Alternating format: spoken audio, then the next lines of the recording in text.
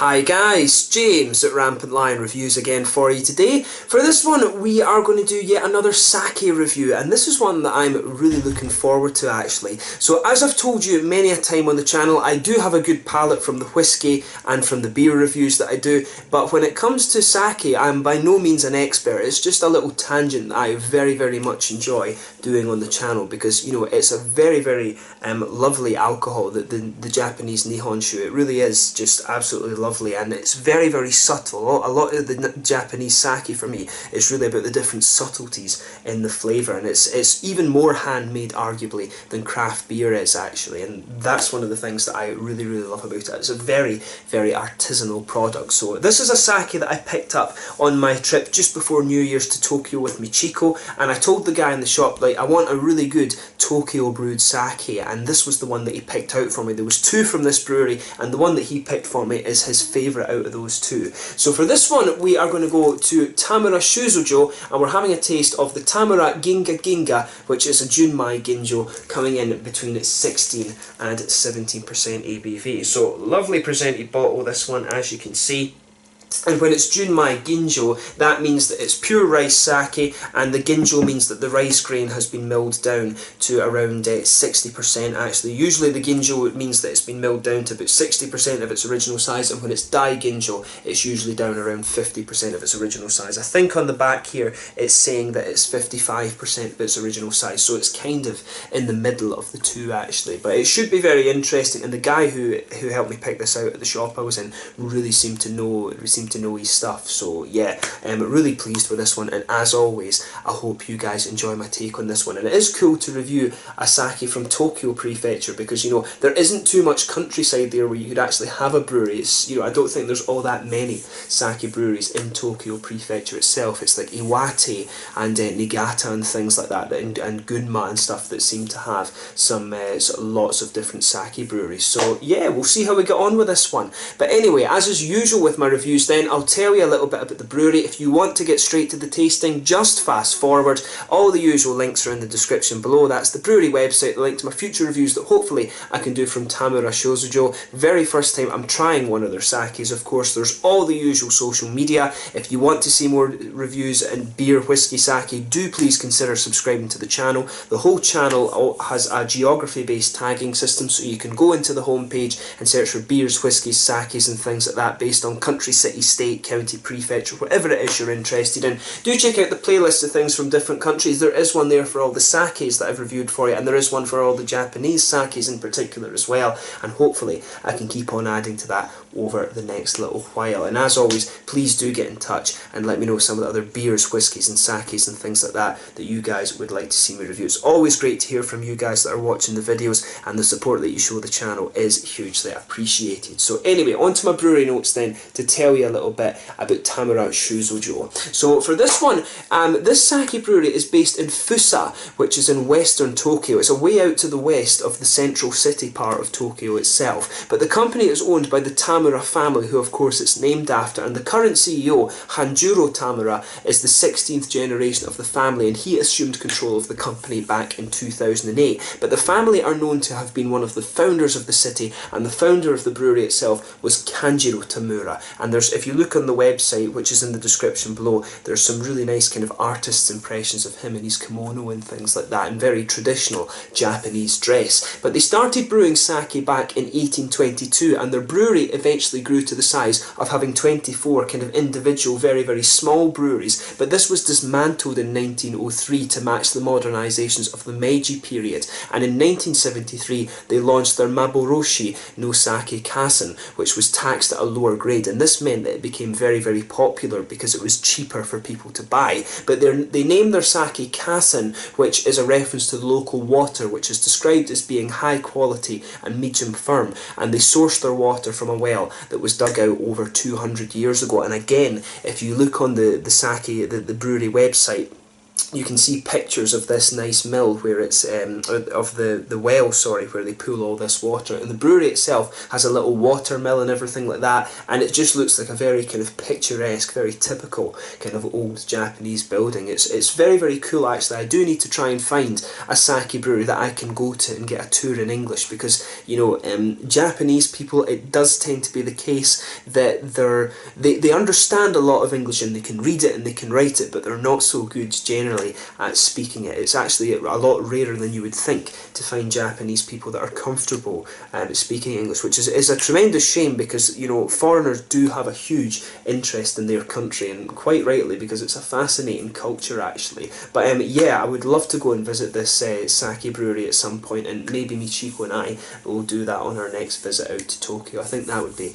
a very interesting experience for us. So yeah, let's get on to the tasting section of this video then. So that's all you really need to know about the brewery itself. So as I mentioned to you earlier, this one sits between 16 and 17% alcohol on the Richter scale, and it's a Junmai Ginjo. So Junmai of course means that the rice grain is milled down to around 60% of its original size. This one on the bottle is saying that the rice grain is milled down to 55%, and Ginjo means that that Ginjo is what means that the rice grain is being milled around, and Junmai means that it's a pure rice sake. The other one, of course, is Honjozo, where they add a little bit of distilled alcohol. I'm mixing up my terms in this video a little bit, so I do apologise for that. But yeah, as you can see, this one's really nicely presented. They've got it in this little kind of bottle here.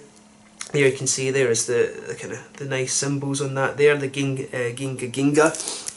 But yeah, there you can see on the top. This particular sake, from what I understand, was introduced when the current boss took over the brewery. So this one is Hanjuro Tamura, and he said that his idea for this brewery was really just to kind of make it more appealing. And it turns out that the family creed as well, actually, which I think is written on the bottle here somewhere, I'm sure Michiko said that it was written on the bottle, is basically brew well, sell well kind of thing. That's what their kind of family creed is, if you like. And it tells you a little bit about this on the back. Basically the information that I've given you is on the back of this bottle as well. So yeah, as I say, really cool that. And I do like that when you get this on the sakes, because it's quite often very difficult to go on the internet and actually find information on some of these breweries. And the sake breweries are indeed very, very cool, because they're very similar actually to the German craft breweries, or the little German Brauhaus breweries, if you like, because they're all family owned and have been in the same family for generation upon generation. But yeah, let's get this guy out and we'll get on with a little bit of tasting then. So yeah, it's just a plain bottle cap on this one. Some of them do have very kind of interesting designs there, but yeah, this is a 720ml bottle, and yeah, it's just, you know, these things always look very typically Japanese, and I absolutely love the designs of these sake bottles. So yeah, let's get this guy out and we'll have a little taste of it and see how we get on then.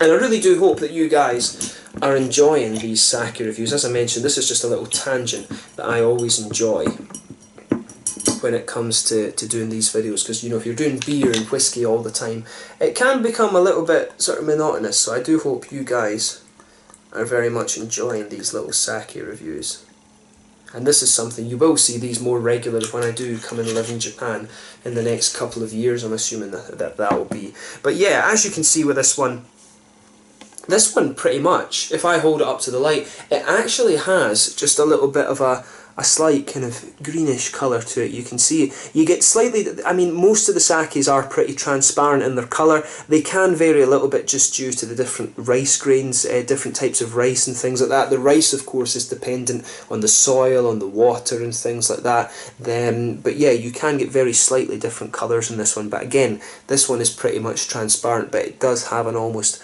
little bit of a slight bluey kind of greeny tinge to it. But yeah, you know, pretty much nothing surprising about this one in terms of its appearance. But yeah, it looks very, very nice. These sakes, you know, I always think it's kind of a symbol of the Japanese purity, if you like, the purity of a lot of these things that the Japanese produce. They're very, very kind of they're very almost, how do you say, perfection. I guess perfectionist is probably right. They're very much perfectionists when it comes to producing food and alcohol and things like that, and that's the reason that their products tend to do very, very well. But yeah, it looks absolutely lovely. Let's take a look at the aroma and see how we get on with this one. As I've mentioned before in my other videos, the things that you should rate sake on is floral character, fruitiness, earthiness, sweetness, dryness, acidity, impact and tail. So we'll go through those and talk about those a little bit all the way through this video. That's what the expert journals have been saying that you should rate sake on.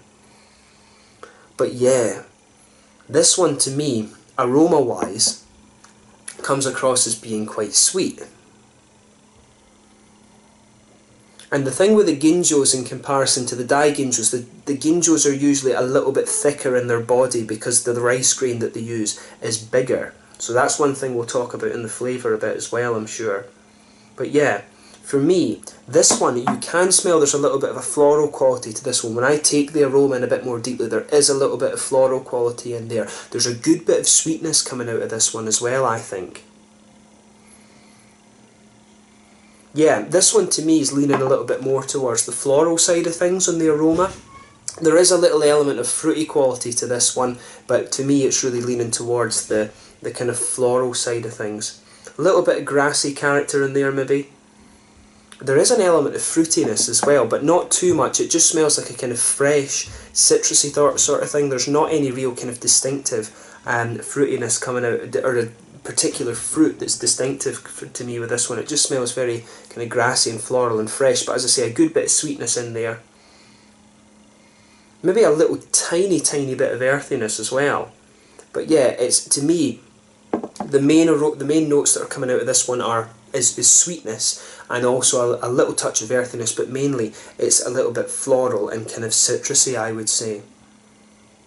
But yeah, it smells really, really nice actually, and you know, with the sakes, they've got quite a sort of narrow aroma kind of scope, if you like. They're not the most pungent of things to smell, so you really have to just take them in deeply. But I think definitely aroma wise for me, this one is quite sweet, a little bit more on the floral side of things, and it's just got a little tiny bit of earthiness just hiding underneath.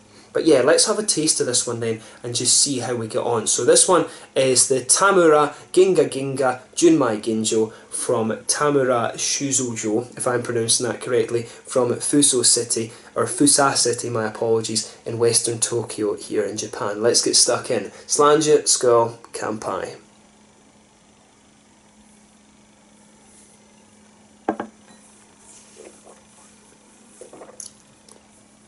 Ooh. Now, this one, this is really good. I really like this one actually. So for me, this one's coming across, as I was saying earlier, the difference between the dai ginjos and the ginjos, the dai ginjo is almost a little bit purer, if you like, because they take the rice grain down to be very, very small, and it comes across as very, very smooth. But this one, the ginjos tend to be a little bit more oily, but they've got a little bit more of a kind of fuller body to them, and you pick that up with this one. If you're used to trying different types of sakes, you pick that up right away with this one. This one has a really nice oily body. The impact for me is quite smooth. It really is quite smooth in this one.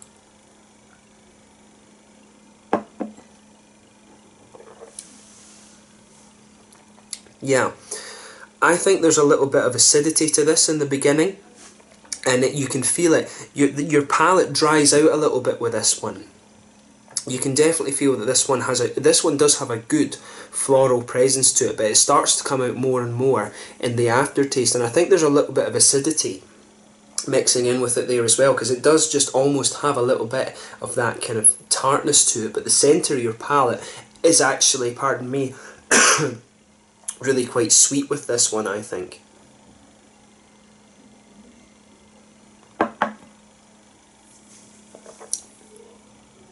So yeah, the tail end of this one, I'm finding that the tail end really is becoming sweeter and sweeter, and actually your palate, it's interesting because I'm finding that the palate just kind of wettens up a little bit. And I think, you know, I found that with a couple of the Ginjo sakes that I've reviewed, or that I've tasted, I should say. I've not reviewed all that many sakes, but yeah, the palate with this one just kind of wettens up a little bit, and I really like how that kind of comes across. And really the things that are lingering for me into the aftertaste, you've got the sweetness in the centre of your palate, but you've also got a little bit of the dryness from the, you've definitely got a little bit of that nice kind of dry quality there as well, and some of the nice floral notes too. It's almost at the back corners of the palate, there's a teeny bit of earthiness in there. You can detect a little bit of earthiness in this one, but then as you come further forward, it's almost the same as some of these beers that I drink actually. You've got a little bit of that floral quality there, and then round the front curve of your palate I'm finding it's a little bit more sort of citrusy and grassy, if you like. The fruitiness in this one is quite nice. To me it's just a very fresh, almost grassy type citrus that's coming out of this sake. I keep wanting to say beer in these videos because obviously I'm more used to reviewing craft beer right enough, but yeah, this one, this sake for me, I think it's actually quite similar to what I was expecting in the aroma, and I'm gradually starting to find this as I review more and more sakes. They do tend to be fairly similar.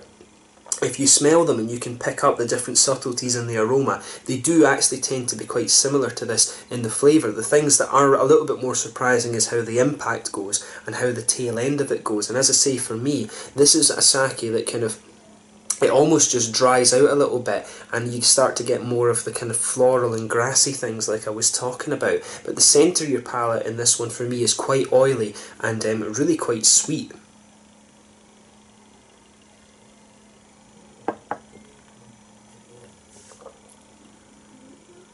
Yeah, there's definitely, in the middle of your palate as well, I think there's a tiny little bit of earthiness in there as well. But as I said, this you know, this sake comes across very, very nicely. This one for me, you know, the one that I reviewed before this was actually a Dai Ginjo, but to me, this one comes across as a nice, oily, full-bodied sake with a good bit of a floral quality. This one comes across as full-bodied, but also it has a nice little bit of freshness to it. The impact is, I guess, is what I've not really talked about so far.